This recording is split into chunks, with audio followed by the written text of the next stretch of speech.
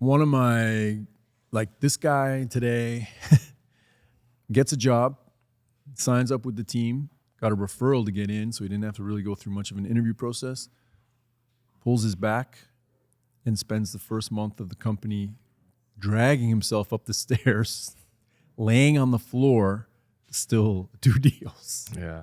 Right? Well, what was wrong with you, brother? Slip disc.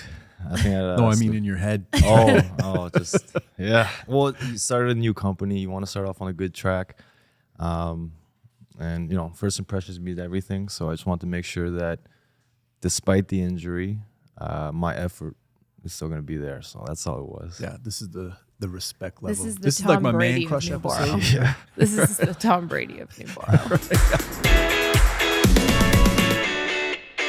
So we're talking to, on the show today is Ian. Ian has been here off and on for more than, 7 years? Yeah, 5-6 years. Going on there, yeah. Right? Because Becca, we had on the episode before, she hit 7. And you have been here. You came in a group of people that's still here. You, Taylor, you guys were hired in the same group. Mm-hmm. Why do you stick around? Well, That's obviously, not a very nice way to put it. No, it's because obviously we need to make money, to survive. But how you make the money makes a difference as you get older. There's jobs out there when you're younger that you're able to grind, but you don't see the rewards from it.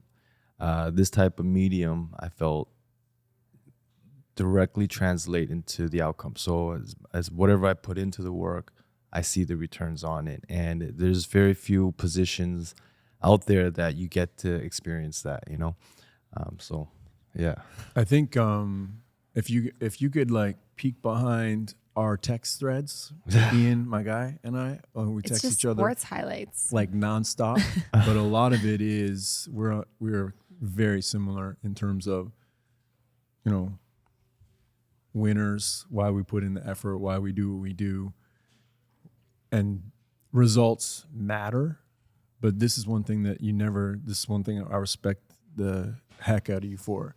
Results matter, but you don't do a deal to do a deal. Yeah. And what I mean by that is every time you've demonstrated you're going to reach a milestone, you're going to do something for the team, something great, it is a deal that still makes sense for the client. Mm-hmm. Yeah, because, especially in the brokerage game, mortgage game, rather, it's like there's a lot of brokerages out there. There's a lot of mortgage agents out there that might not have the best interest in mind, but I carry this Nuborrow brand as if my name was the owner. If I was the CEO of this place, and reputation means everything, I doubt you would want anything to, put your reputation at a lower level. So try to maintain that level of respect for the company, the name, the brand. And I liken it to my own brand, try to look out for people, as many people as you can, Yeah, my seat's open if you I was going to say, if I ever open a company, I know who my brand ambassador would be. if you want my job, I'm ready to walk away. Yeah. So let's quickly touch on how you got to then Freedom, now Nuborrow, because it was not what you were not licensed, or you weren't a licensed agent. I don't think when we first. It was Freedom Lending was my first mortgage gig. I was brought in by a gentleman that worked here at the time. That person is a close friend of mine. I actually gave him his first sales job. So I kind of gave him like training when it comes to the sales aspect of the position at the time. And he would always tell me every once in a while, every time we met up, he'd be like, hey man, you need to join this company because like I'm doing well. And with your sales skills, I feel you do really well. It was one of those things at the time I was trying to be a firefighter. There was other things I was working on. And, to go from a salary position to straight commission is a bit daunting. But in hindsight, everything went well. I got into the company, did well fairly quick, and just hope to be as consistent as I can, You got that on lockdown. Let's touch on that for a sec. What drew you to fighting fires and being a fireman? The helping people aspect. You go to a firefighter, any firefighter, and you ask them if they love their job, and 100% they will say that they love their job. There's not too many jobs out there where a person working it would say the same thing. And no one comes fresh out of school and is like, I want to be a mortgage agent. It's one of those things that people usually, fall into indirectly. But yeah, I want to be a firefighter generally to help people, enjoy what I do. Yeah, I think that's pretty much the reason why. So can you say Guaranteed that income. like this job kind of in some way can have parallels or similarities to that firefighting job fulfillment wise? Fulfillment wise, yes. You just don't get the same type of respect as a mortgage agent as you would as a firefighter. Because you're a hero in red. Yeah, but a lot of times with the firefighter, people think about, putting out fires and things like that. But a lot of it's the dirty work, the cleanup afterwards, the breakdown, the overhaul. And a lot of people don't think about that in the mortgage agent situation either. You think about approving deals, submitting deals, but there's a lot of like things you handle, multiple things, multitasking, multiple parties you're dealing with, trying to correspond, logistically and everything like that. So there's a lot of dirty work with the mortgage agent industry, not as in like shady stuff, but more so like the vetting process, speaking to underwriters, looking after the client's interest, negotiating with lenders on behalf of the clients. And it's not easy, but you got to do it for the best job, right? For the best product. Let's talk about the pivotal moment in our relationship. And I know you don't want to talk about this one today, but we're going to touch on it briefly, and not so much because I'm happy to have you on the team. But there was that moment where the industry, the environment, it just wasn't working for you, and you needed to step back and take a break.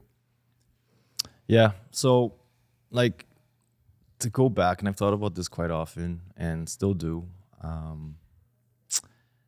I can't give a simple answer to that because it's not really a simple question. Yeah, I get that.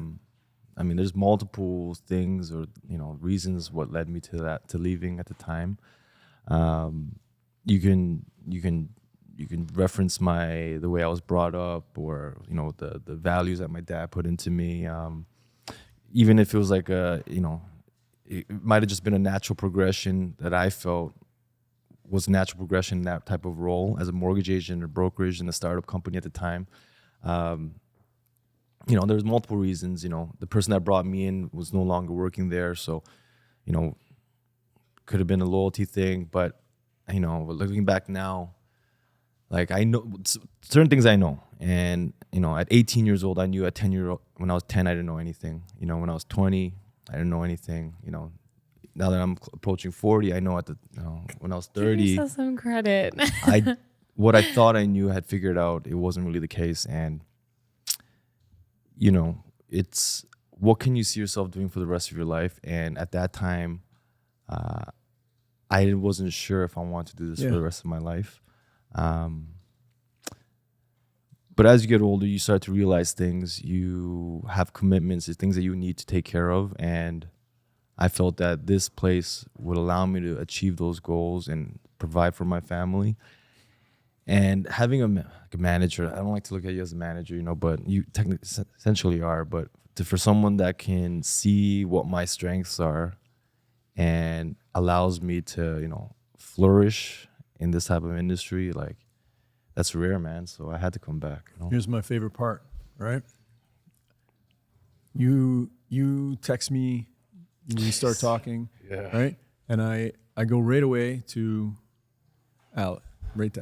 Yeah. I pull her aside and I'm like, this is what I'm thinking. What do you think?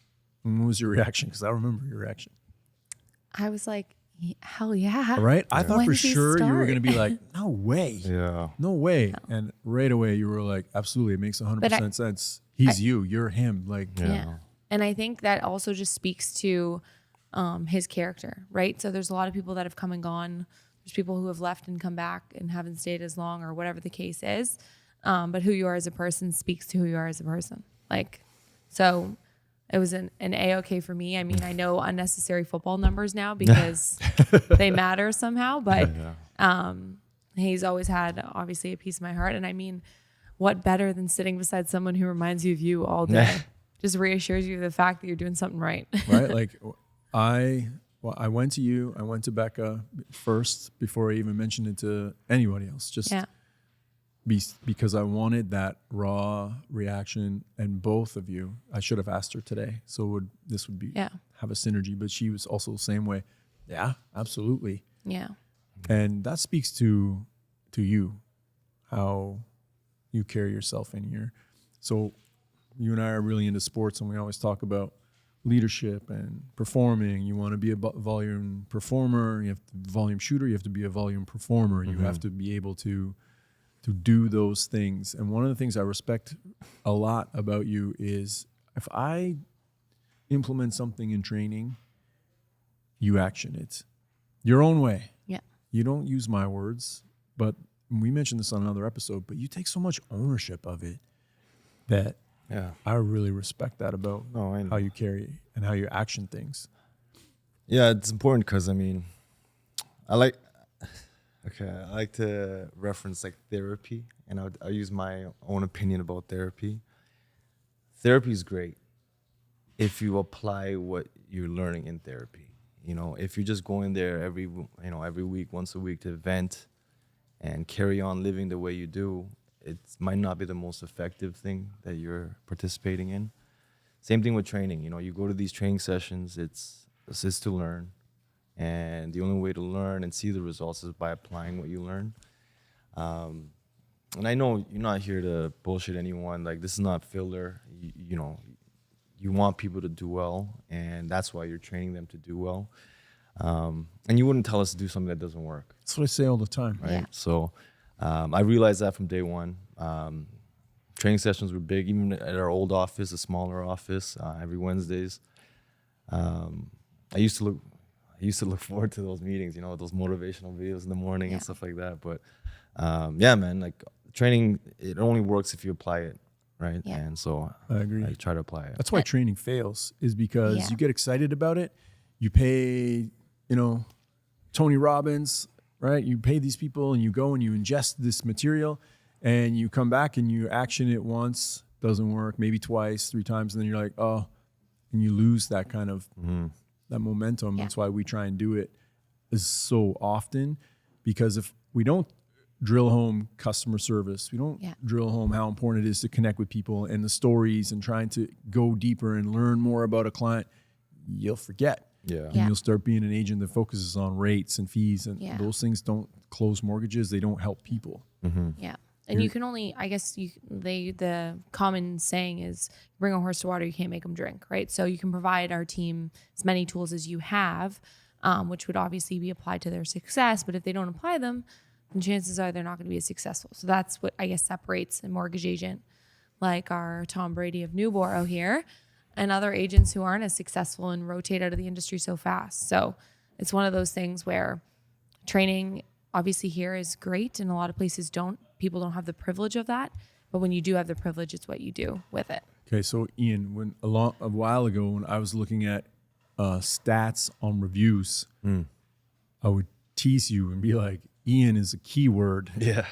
So we have like helping, and we have savings, and we have credit, and we have Google tracks all the words and all the reviews, and you're a tracked word. Yeah.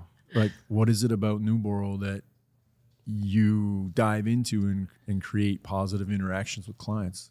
Like I said, like when I walk into this office every morning, I walk in like thinking like, this is my company, you know. Reputation is everything. We touched on earlier. Google reviews probably the only way you can kind of get a gauge of someone's reputation without meeting them in person, because it's like a third-party way of kind of getting a review.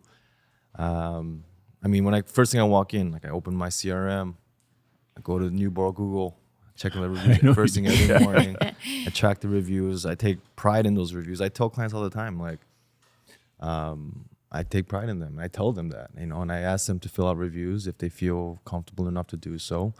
And yeah, reviews are important in my opinion. I think so. I think one of my favorite things about Google is that it is completely hands off. I can't change it. I can't edit it. All I can do is respond like I have from day one to every single review. It's really me that responds. And I try and get to the bottom of why we didn't meet expectations, or thank people for taking the time and the courage to share their own story when we do.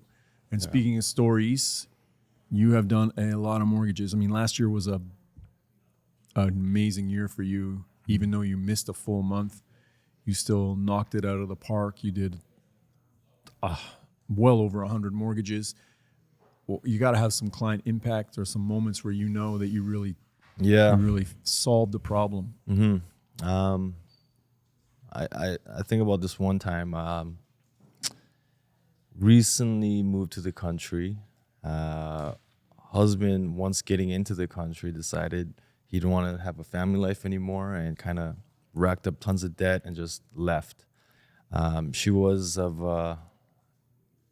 an ethnic background where pride is everything. So she couldn't vent or talk about what she was going through to anyone, especially her family members, because she'd be judged upon. So she really felt trapped.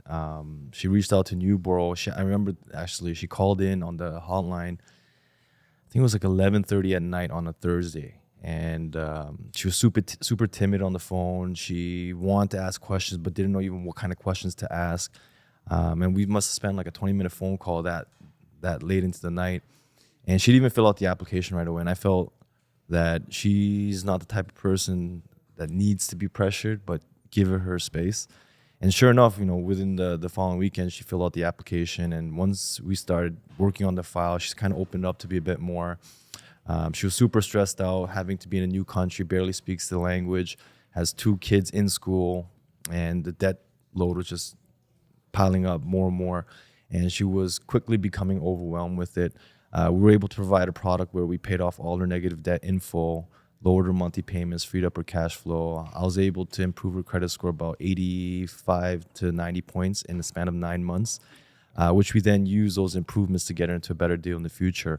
Now, funny enough, I asked her for a review, and she said she would do so, and she never did.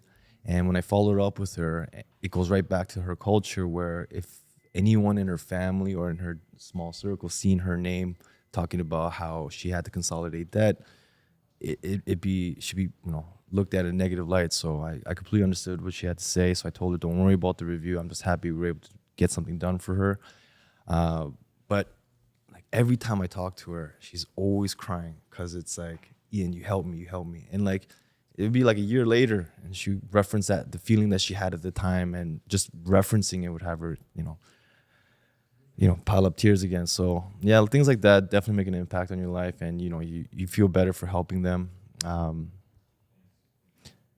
Yeah, and it's also one of those things too, especially in the mortgage game. It's like if she happened to call any other brokerage, I can't say the same that they would have looked after the way we looked after her. Whether it be our client care services or follow-ups. It's not just about getting people approved for money. It's literally trying to plan for their future to not ever have to do this again. Yeah, I think that story is just telling to the fact that sometimes you have to take care of your clients, right? Yeah. A lot of people are looking for that TLC, especially newcomers to the country and whatnot. They're really looking for that guidance and to build that trust and rapport. And I was saying this on other podcasts, it takes a lot of courage for someone to be transparent about their situation, aside from their morals or their traditions or things that they're used to. It takes a lot. So the average person, like we say, 1 in every 15 phone calls, you might have someone who's an open book, but a lot of our clients are very multi-layered, and situations are very tough to talk about, and to, I guess, have that comfort and be able to trust someone, not only that you don't know, but a male in a different country about finances is a whole set of challenges that person's had to overcome. Yeah, scary. Right? Most of the times they don't even, like, you guys lay it out in a worksheet that shows them, hey, nobody or rarely do people sit down, put all their credit card bills on the table, and make a running total or a ledger saying, oh, I owe 10 grand on that card. It's at 22%.